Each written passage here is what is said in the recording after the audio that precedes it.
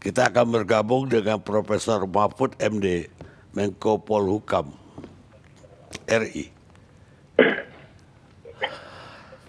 Selamat malam Pak Menko. Selamat malam Bang Karni. Itu Pak, dari pengantar saya tadi memang kita menghadapi dilema. Walaupun sampai hari ini saya menganggap putusan pemerintah yang cukup tidak Moderat. terlalu kaku, tapi cukup demokrat lah tersebut, sehingga masih ada celah-celah masyarakat untuk bisa mencari tambahan atau cari makan, walaupun pembatasan berskala besar itu berlangsung, apalagi diizinkan orang untuk keluar dengan motor pun akhirnya diizinkan walaupun boncengan dengan suami istri. Artinya ojek online yang tidak boleh tapi boleh kalau suami istri. Dan mobil juga boleh asal itu tadi hanya boleh separuh dari kapasitas. Sementara sekarang yang problem baru lagi adalah mudik yang banyak sekali yang masih berjuang sampai malam ini di perbatasan kota, baik Jakarta maupun kota-kota lainnya. Ini polisi pemerintah ke depan agar pembatasan ini bisa sukses dan COVID-19 tidak menyebar begitu dahsyat lagi. Seperti apa kira-kira Pak Menko? Baik Bang Karni, terima kasih. Jadi pemerintah itu memang memilih jalan yang moderat ya. Jadi tidak terlalu mengekang karena itu juga tidak bagus dan akan menutup kegiatan-kegiatan masyarakat yang mungkin juga tidak diharapkan, tapi juga tidak bisa melonggarkan karena melonggarkan yang berlebihan itu bisa juga membahayakan orang lain. Nah, oleh sebab itu agak sulit gitu untuk dikatakan pemerintah itu ragu dalam hal ini. Tapi sebenarnya bukan ragu, melainkan situasinya dinamis ya. Situasinya dinamis sehingga kebijakan-kebijakan itu bisa agak fleksibel tetapi tujuannya tegas. Ada pembatasan pergerakan orang dan demi untuk memutus mata rantai penyebaran penyakit atau penularan.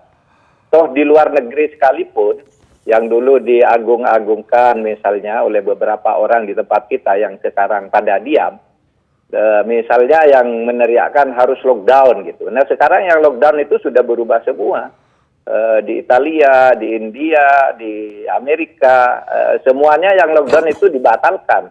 Dulu kita disa-disa kalau tidak lockdown itu berarti membunuh orang banyak dan sebagainya. Nah sekarang di tempat lain juga sudah berhenti lockdown itu, malah sudah ke herd immunity ya, yang kecenderungannya membiarkan imunitas masyarakat. Biarin aja nanti kan mencari selamat sendiri-sendiri gitu kira-kira kasarnya. Kita tidak seperti itu. Kita itu PSBB itu jalan moderat. Kita membatasi gerakan dan perpindahan barang dan orang itu, tetapi juga tidak terlalu ketat karena tahu ada kebutuhan-kebutuhan rohania, kebutuhan-kebutuhan jasmania yang tidak bisa dilakukan dengan lockdown. Oleh sebab itu sekarang orang sudah tidak ada lagi di Indonesia ini yang bicara lockdown, yang dulu berteriak-teriak. Kalau pemerintah tidak melakukan lockdown, katanya pemerintah goblok, pemerintah apa, dan sebagainya. Sekarang mana yang bicara itu? Tidak ada. Karena di negara lain sudah tidak ada lagi lockdown. Pada menyesal semua kan dengan lockdown itu. Maka kita memilih jalan moderat gitu. Seperti yang sekarang. Tapi izinkan saya menyampaikan begini. Ada beberapa pertimbangan ya. Soal larangan mudik, larangan berkerumun, termasuk larangan beribadah. Kita itu sudah mendiskusikan dari berbagai sudut. Satu dari sudut keagamaan tentu saja. Karena Indonesia negara berketuhanan yang Maha Esa, maka kita dari sudut keagamaan itu mempertimbangkan melarang orang berkumpul di masjid untuk sholat taraweh, untuk sholat Jumat, melarang orang mudik, melarang orang berbuka puasa bersama itu dari sudut agama boleh tidak gitu. Nah, kita di dalam sidang-sidang kabinet itu mendiskusikan itu dari sudut keagamaan juga, Bang Karni. Menteri Agama, kemudian para ahli agama juga didengar pendapatnya, sehingga pada akhirnya kita sampai pada kesimpulan bahwa kita harus melarang mudik, bahwa kita harus melarang orang berkumpul untuk beribadah, termasuk beribadah yang sifatnya sunnah. Bahkan yang wajib pun untuk menghindarkan mudarat itu yang wajib pun bisa dihindarkan. Jadi begini, kita menganggap bahwa kegiatan beribadah itu adalah fikih, ya, ritual itu fikih. Dan fikih itu adalah produk ijtihad. Dan ijtihad itu bisa berubah-ubah dari waktu dan dari tempat serta dari situasi dan keadaan. Nah, itulah ijtihad.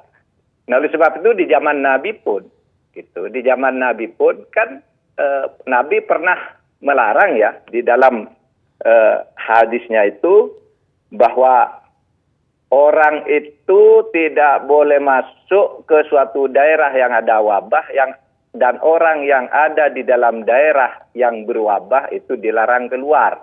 Kan itu membatasi pergerakan gitu.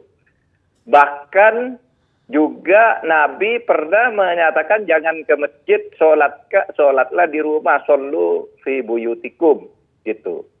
Banyak itu hadisnya. Meskipun ada orang yang mengatakan apapun kalau Allah menghendaki itu akan terjadi pada kita. Ada yang mengatakan begitu, sehingga kita tidak perlu membatasi batas itu. Tetapi begini, karena itu produk ijtihad, maka kita mengambil dalil yang dipakai oleh para ulama, Majelis Ulama Indonesia itu mengeluarkan seruan yang sama. Nahdlatul Ulama mengeluarkan seruan yang sama. Muhammadiyah mengeluarkan seruan yang sama. Bahkan dari ormas-ormas Islam itu jelas menyatakan kalau pemerintah tidak segera melarang mudik gitu, maka ormas-ormas itu tidak akan membantu pemerintah dalam menanggulangi corona itu. Itu kan dari ormas-ormas Islam keluar begitu. Sehingga pemerintah pada waktu itu semula dengan strategi kita pada saatnya akan melarang mudik sejak awal gitu, tetapi mula-mula dianjurkan dengan sangat agar tidak mudik. Tetapi kita pada tanggal 24 itu lalu melarang mudik. Ya, dasarnya apa? Dasarnya darul mafasid muqaddamun alal jalbi, darul mafasid muqaddamun ala jalbil masoleh. Itu dalilnya. Menghindari kerusakan, menghindari penyakit, menghindari mafsadat itu harus lebih didahulukan daripada meraih kebaikan.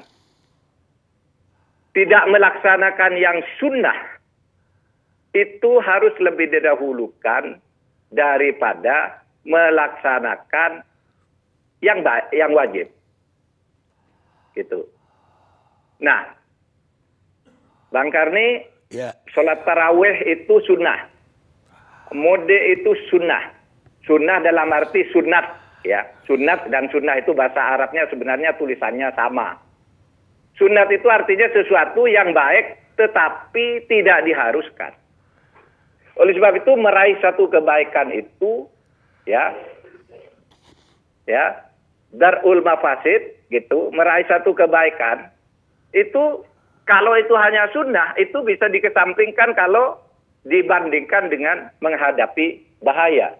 Jadi menghindari bahaya itu, menghindari corona itu harus lebih didahulukan daripada Anda melaksanakan yang sunnah-sunnah itu. Ya. Itu dalilnya ada di dalam kaidah usul fikih. Karena ini sifatnya fikih gitu. Ada beberapa dalil begini. Misalnya, adalah dororo wala diroro. Jangan membuat darurat, jangan membuat kesulitan, jangan mau dibuat sulit gitu. Jangan saling menyulitkan, itu artinya. Kemudian Nabi Muhammad juga pernah mengatakan la yuridunna mamridun ala musakhin. Ya. Jangan dicampur orang yang sakit itu dengan orang yang sehat. Itu Nabi Muhammad mengatakan begitu. Bahkan di dalam hadisnya yang terkenal itu, faidza sami'tum bihi at-ta'un bi ardin fala tadkhulu alaihi wa idza waqa'a bi ardin wa antum biha fala takhruju minhu. Ini hadis sahih. Kalau kamu mendengar ada wabah penyakit di suatu kampung, jangan kamu masuk ke situ, kata Nabi. Kalau kamu ada di suatu kampung dan kamu di situ ada wabah, jangan keluar dari situ. Itu hadis Nabi. Ya. Memang ada di dalam Al-Quran ada juga qul la yusibana illa ma kataballahu lana. Tidak akan terjadi sesuatu pada kita kecuali apa yang telah ditetapkan oleh Tuhan kepada kita, oleh Allah. Itu orang mengatakan kalau gitu tidak usah takut pada corona. Tidak bisa. Karena kataballahu juga tergantung kepada kita juga. Jadi meninggalkan sesuatu yang sunnah, itu sunnah dalam arti sesuatu yang dianjurkan, itu harus lebih didahulukan daripada meraih kemaslahatan. Bahkan pernah juga Nabi Muhammad itu di dalam hadisnya mengatakan, saya ingin kamu itu Jumatan. Gitu. Saya ingin kamu Jumatan, tapi saya tidak ingin kamu kena masalah. Kalau di dalam hadisnya itu disebut, saya tidak ingin kakimu berlepotan dengan lumpur dan kamu lewati tanah-tanah yang licin. Kalau memang ada masalah itu, tidak usah Jumatan kok. Itu kata Nabi. Itu juga kita pertimbangkan semua, sehingga pada akhirnya apa? Pada akhirnya pemerintah memutuskan, ini ya, sesudah membaca seruan dari Muhammadiyah, seruan dari NU, sikap dari Majelis Ulama yang kemudian sangat keras mendesak pemerintah agar segera melakukan larangan mudik, melakukan larangan kumpul-kumpul dan sebagainya. Lalu pemerintah secara tegas pada tanggal 24 itu memutuskan seperti itu. Itu segi agamanya ya. Bisa diperdebatkan, tetapi sebagian besar dapat dikatakan jumhur ulama, mayoritas ulama di Indonesia itu sudah mengatakan jangan sholat tarawih bersama, jangan buka bersama, jangan mudik dulu karena itu hanya sunnah. Sunnah dalam arti hanya anjuran, hanya berpahala kalau dilakukan tapi tidak berdosa kalau ditinggalkan. Dan Nabi Muhammad pun kalau selama bulan puasa itu hanya 3 hari ke masjid dulu. Jadi tidak ada keharusan harus sholat ke masjid itu. Hanya 3 kali Nabi Muhammad itu sholat di masjid. Lalu yang kedua, itu dasar agamanya. Sekarang dasar hukumnya, filosofi. Pemerintah itu mengeluarkan PSBB yang merupakan jalan moderat dibandingkan dengan lockdown dan herd immunity itu, ya, itu didasarkan pada perintah konstitusi. Karena perintah konstitusi itu mengatakan pemerintah itu bertugas melindungi genap bangsa dan seluruh tumpah darah Indonesia, sehingga yang berlaku di situ adalah filosofi hukum salus populi suprema lex. Keselamatan rakyat itu lebih tinggi dari konstitusi. Keselamatan rakyat itu adalah hukum yang tertinggi. Dulu sudah pernah kita singgung ini. Nah, itu yang dipakai oleh pemerintah. Kalau di dalam kaidah agamanya dikatakan tasarruful imam ala ra'iyah manutun bil maslahah. Ya, tugas pemimpin itu terhadap rakyatnya adalah untuk kemaslahatan rakyatnya, untuk keselamatan. Nah, untuk itu maka diambil jalan ini dan rakyat harus patuh terhadap itu. Karena dia apa? Rakyat itu menurut Al-Quran harus patuh kepada ulil amri. Atiullah wa atiur rasul wa ulil amri. Pemerintah yang bertugas untuk menjaga keselamatanmu itu harus diikuti. Dan kita sekarang sudah membuat jalan yang moderat. Jalan yang moderat itu tentu akan akan lebih dinamis nanti dilaksanakannya di lapangan. Karena sudah ada juga Bang Karni pemikiran-pemikiran begini. Kalau orang dikurung terus nanti kan jenuh juga. Apa tidak sebaiknya toko-toko dibuka tetapi dengan protokol tertentu, warung-warung dibuka dengan protokol tertentu, sekolah mulai dibuka lagi, tapi misalnya pelajaran hari ini hanya pelajaran ini dan muridnya bergantian gitu. Sudah mulai terpikir seperti itu karena kita tahu, kita pun jenuh kok, kita tahu bahwa jenuh. Tapi kita sedang menyiapkan protokol untuk itu. Cuma masyarakat diminta tetap mengikuti apa yang oleh pemerintah itu dijadikan arahan. Sekarang harus begini, mungkin minggu depan akan begitu, minggu berikutnya akan begitu. Semuanya itu akan diatur dengan sebaik-baiknya, sesuai dengan kebutuhan kita. Nah sekarang soal penindakan hukum. Ada yang menyatakan bisa enggak orang itu dilarang mudik? Bisa enggak dilarang sholat tarawih bersama? Bisa enggak misalnya orang dilarang buka bersama?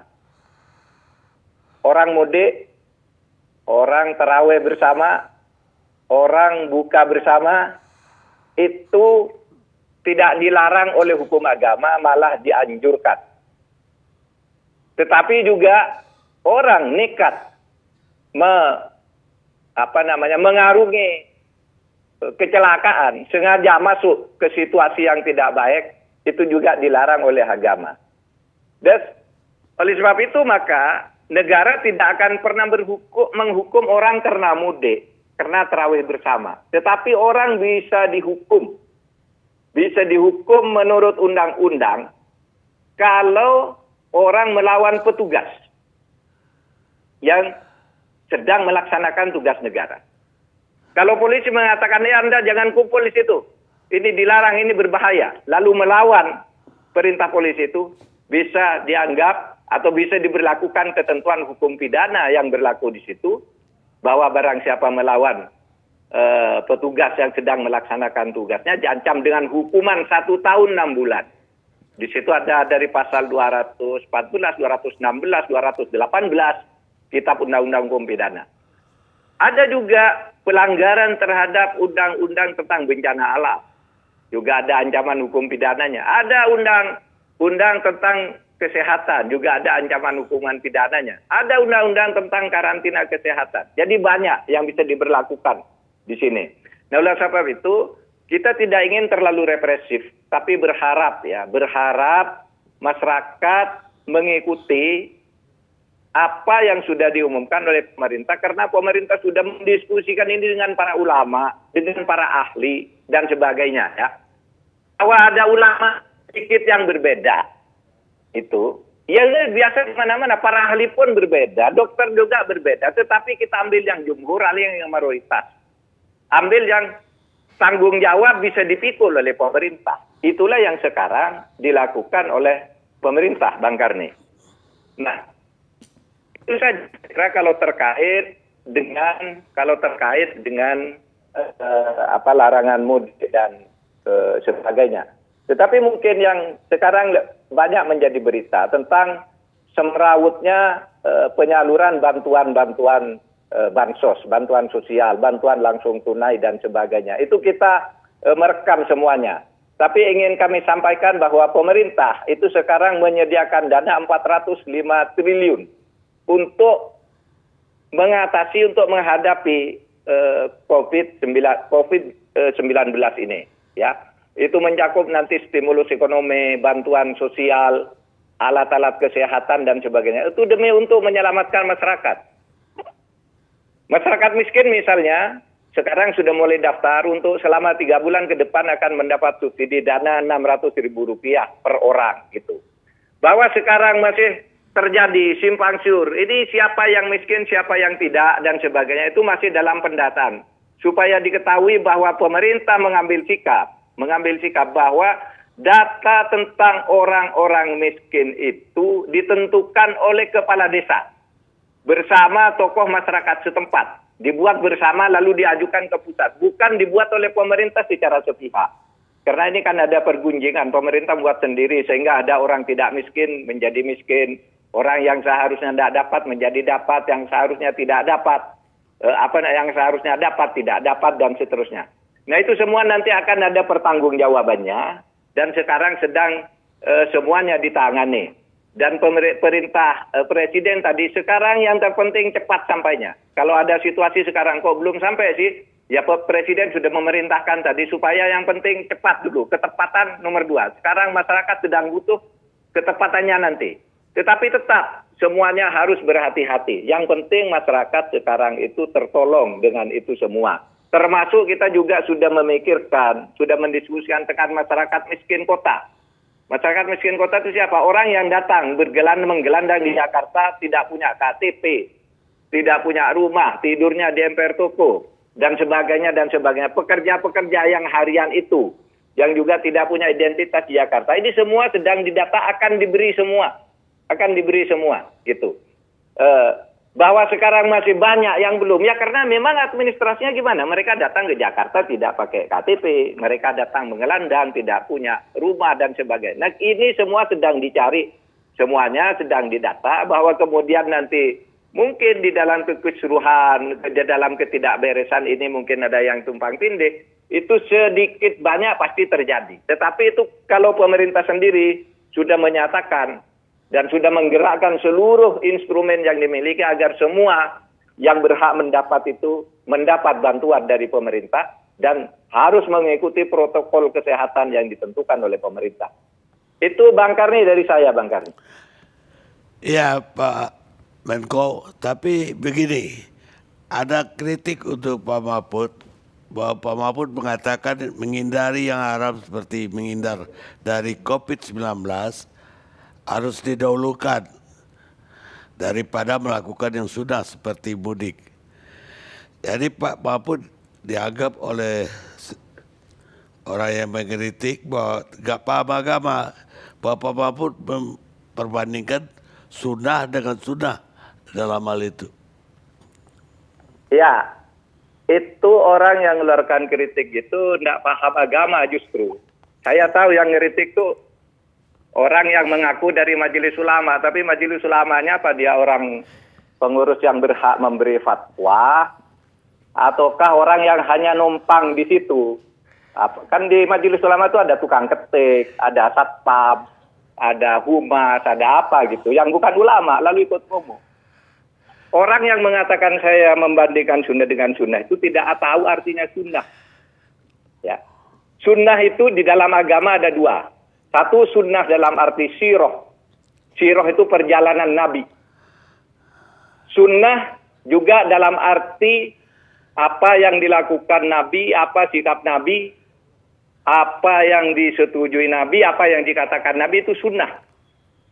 Jadi seluruh sejarah hidup Nabi itu adalah sunnah. Menghindari penyakit itu adalah sunnah Nabi. Tetapi ada sunnah yang kedua di dalam agama itu. Sunnah itu artinya sunnah dalam arti ahkamul khomsah.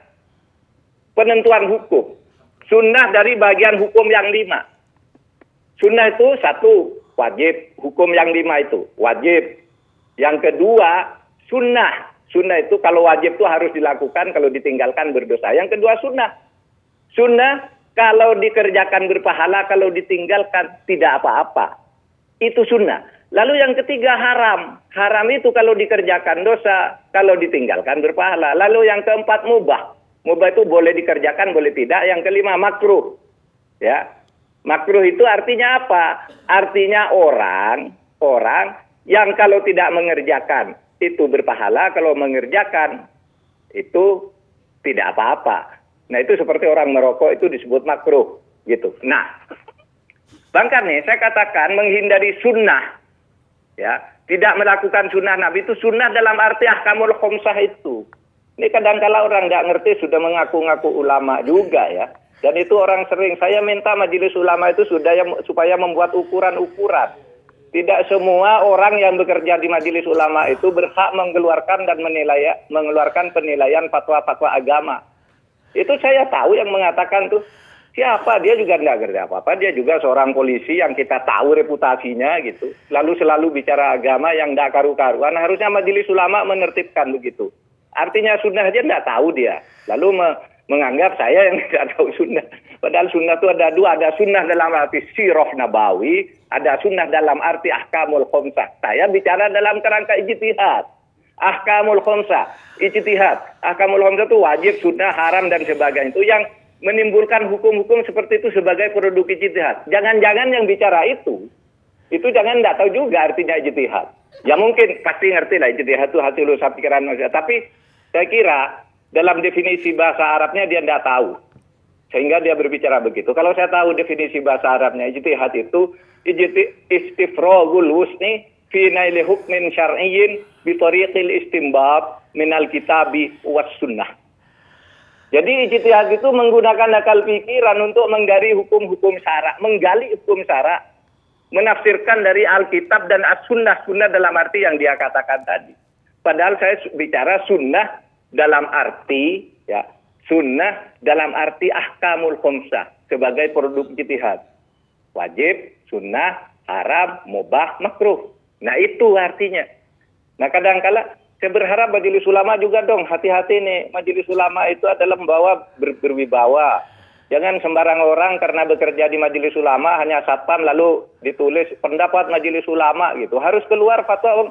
Saya tuh bicara itu kan dari fatwa majelis ulama yang dikirimkan tertulis dari Muhammadiyah, dari NU yang diumumkan terbuka bahwa menghindari yang sunnah itu ya boleh kalau kita menghadapi bahaya di depannya. Dalilnya sudah jelas tadi sebagai produk ijtihad. Saya kira itu aja Bang Karni dari saya. Makasih. Saya ada satu. Kalau tadi kan fikih, pengajiannya tinggi banget bagi saya itu. Saya kembali ke yang membumi hukum negara. Tadi Pak Menko itu bilang bahwa tidak ada hukumnya bagi orang yang mudik misalnya, atau orang yang katakanlah tetap berkerumun. Tapi ada hukumnya kalau mereka itu melanggar atau tidak atau melawan perintah dari aparat. Lah, perintah dari aparat memang gak boleh dilawan.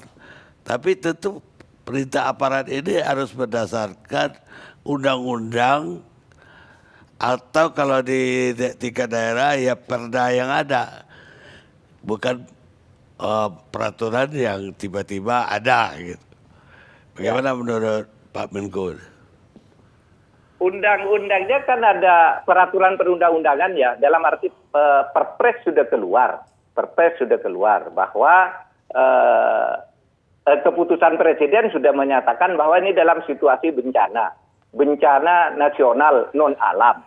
Nah dalam keadaan bencana pemerintah menurut undang-undang boleh mengambil tindakan-tindakan yang diperlukan berdasar undang-undang kesehatan, undang-undang karantina kesehatan, undang-undang bencana alam, kan di situ ada semua aturannya. Lalu berdasar kewenangan itu lalu presiden membuat keputusan ini dalam keadaan bencana alam. Lalu hukum administrasinya menyatakan pemerintah sekarang mengatur, hai kamu jangan pulang, hai kamu jangan mudik, hai kamu jangan kerumunan di situ. Nah, itu adalah pemerintah dalam melaksanakan tugasnya. Ini hukum administrasi. Tetapi ketika hukum administrasi itu dilaksanakan lalu dilawan, disitulah kemudian bisa dipakai pasal di dalam KUH pidana dan pasal-pasal lain yang disebutkan tadi. Itu semuanya sudah dituangkan di dalam surat edaran Kapolri ya ke berbagai daerah bahwa ini hukum-hukum yang harus dipakai. Saya kira itu tidak terlalu banyak dipersoalkan orang ketika Polri itu sudah mengumumkan itu semua. Dan dalam faktanya juga akan begitu kan, banyak sekarang langsung dikarantina kan gitu kan. Kan demi keselamatan rakyat. Dasarnya itu tadi yang dulu pernah disebut oleh Bang Karni ketika saya mengutip Salus Populi Suprema Lex itu kan Cicero yang mengatakan itu. Bang Karni mengatakan itu juga. Keselamatan rakyat itu adalah hukumnya gitu. Kalau demi menyelamatkan rakyat, hukum yang resmi pun bisa ditinggal lebih dulu. Lakukan dulu apa yang diperlukan untuk itu.